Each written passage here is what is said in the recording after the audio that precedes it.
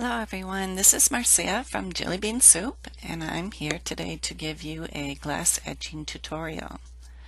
So I am using some folk art glass etching cream. You can also use Armor Etch. I've used both and they work equally well. And I selected this Chocolate Bunnies Candy Company cut file and printed it out on just a plain piece of printer paper, just so that I could verify the size. I'm using a plate with a slight curve on the edges, so I wanted to make sure that I wasn't etching too far up on the edges where it starts to curve. So then I cut it out of vinyl, and with my silhouette with a heavy vinyl, I cut it on a 2. If I use a lighter weight vinyl, I cut it at a 1. So then I weed out the parts where the etching cream is going to go. And I like to use a dental pick for my weeding. It works the best for hooking into those unwanted pieces and pulling them out. So then the next step is to transfer the vinyl onto transfer tape. I like to use a bone folder to rub over the top of the transfer tape to make sure everything has adhered. There are a lot of very small pieces to this cut file. So then the next step is to transfer the vinyl to the plate. So I just eyeball it. It helps to kind of see where I have that printer paper underneath, to eyeball where I want the vinyl to go. So the vinyl sticks very quickly, so you want to make sure that if it sticks down, that's pretty much where it's going to go.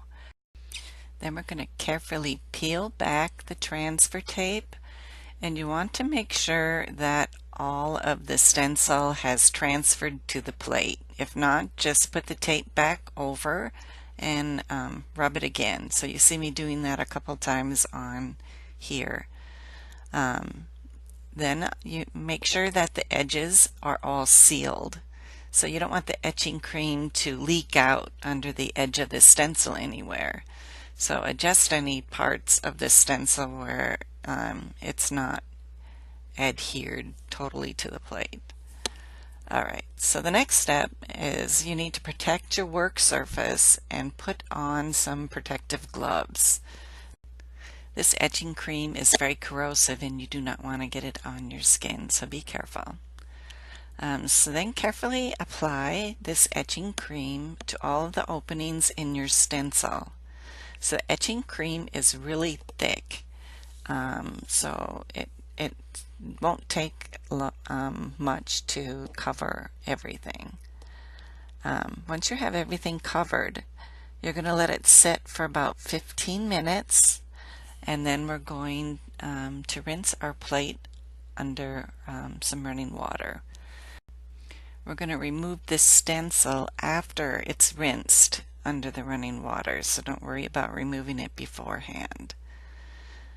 So once it's rinsed, we're going to remove the vinyl, and I use a spatula to get those little tiny pieces off the plate. I didn't want to scratch the surface with anything, so a spatula worked wonderful to do that.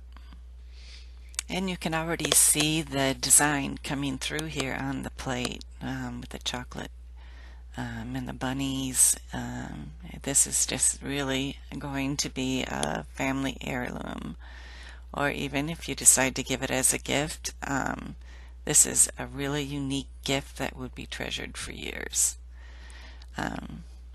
So here are some close-up pictures of the etching on here. I hope you can see how beautiful that it all turned out. Thanks so much for stopping by today. Bye-bye now.